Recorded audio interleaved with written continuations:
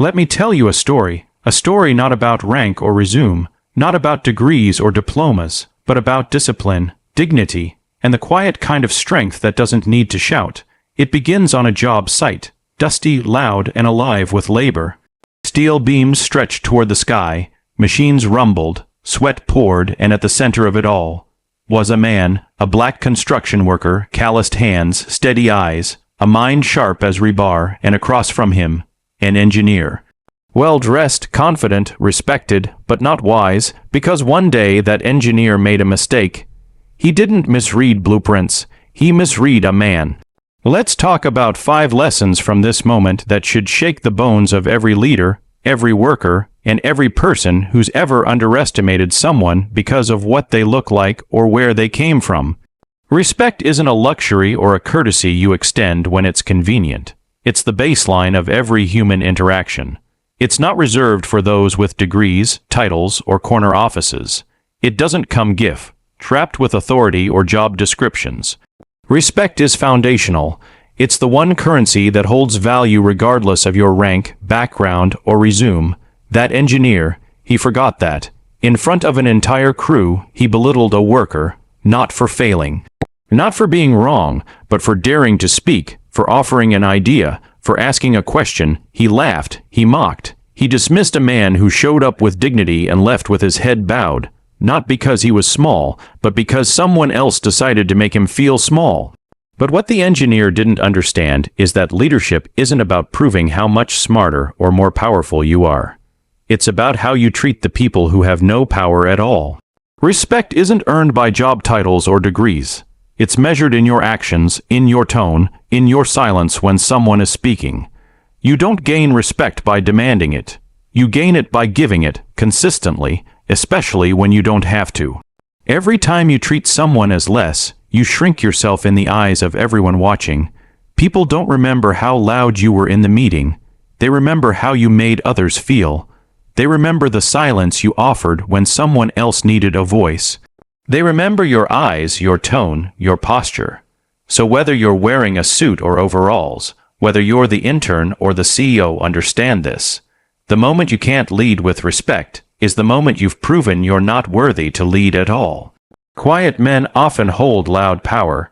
He didn't flinch when the insults came, didn't raise his voice, didn't defend himself, because he didn't need to. He knew who he was, and more importantly, he knew who he wasn't. The engineer mocked him, loud enough for everyone to hear, sneering at his silence, mistaking it for weakness. But what he failed to see, what so many fail to see, is that real power doesn't come with noise. It comes with presence.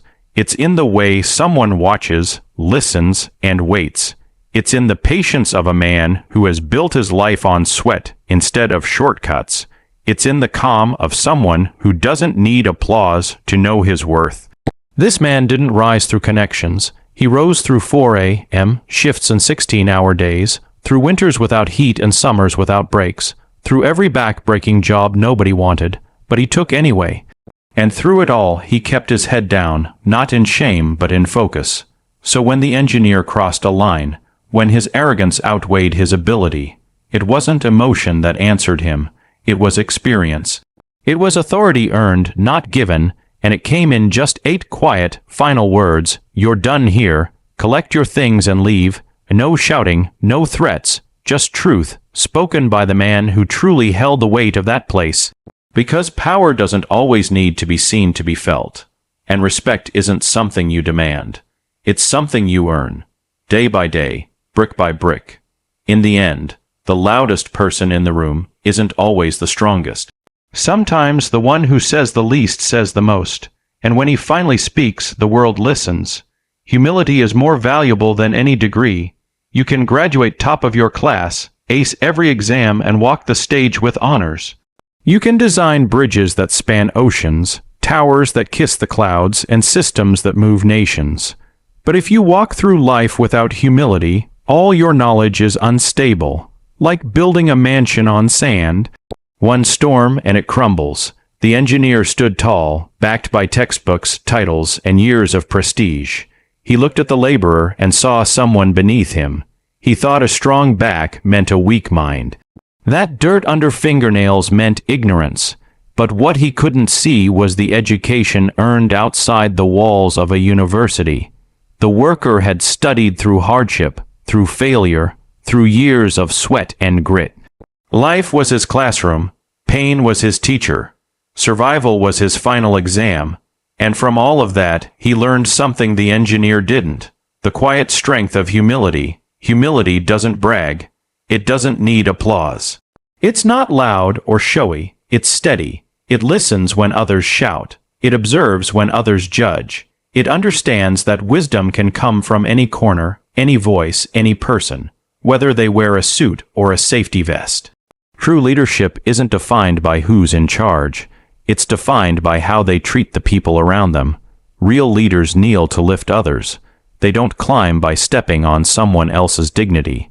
They recognize that everyone, from the janitor to the CEO, carries a story worth hearing. Because the moment you believe your degree makes you more human than someone else, you've failed the most important lesson of all. Knowledge may open doors, but humility is what lets you walk through them with grace.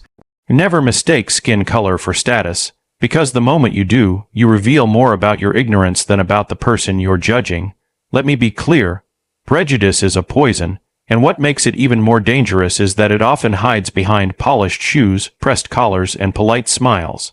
It wears suits, it has degrees, it hides behind professionalism while quietly poisoning workplaces, decisions, and relationships. That engineer, he drank it every single day, thought it made him powerful, thought it made him right. He believed that his position, his education, and his skin gave him authority over others, especially over the black construction worker he refused to respect. He didn't see a man. He saw a stereotype, and that was his biggest mistake, because what he didn't know, what he never stopped to ask, was that the man he mocked owned the company. The worker he humiliated in front of everyone had the final say. And when the engineer crossed the line for the last time, justice didn't whisper, it roared. In front of the same crowd that once laughed with him, the engineer was fired by the man he looked down on. Not out of revenge, but out of principle, because respect isn't optional. It's essential. Ability doesn't have a preferred skin tone. Integrity isn't tied to ethnicity. Leadership doesn't require a certain background. It demands a certain character. And if we continue to judge people based on how they look instead of who they are, we lose the very soul of justice. It's not enough to change laws. We must change minds. We must teach our children, challenge our systems, and hold each other accountable. Because the future we build will only be as strong as the respect we show. And that begins when we stop mistaking skin color for status.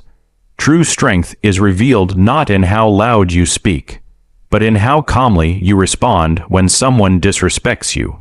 That day, the worker was belittled, mocked, and treated as if he didn't belong, simply because of his role, his appearance, maybe even his skin. The engineer talked down to him, assuming status came from a title or a degree. But the worker didn't retaliate. He didn't match disrespect with disrespect. He didn't shout or throw insults. He just stood there, steady, silent for a moment, and then he spoke, not with rage, but with clarity, with truth, with authority that didn't need to be proved.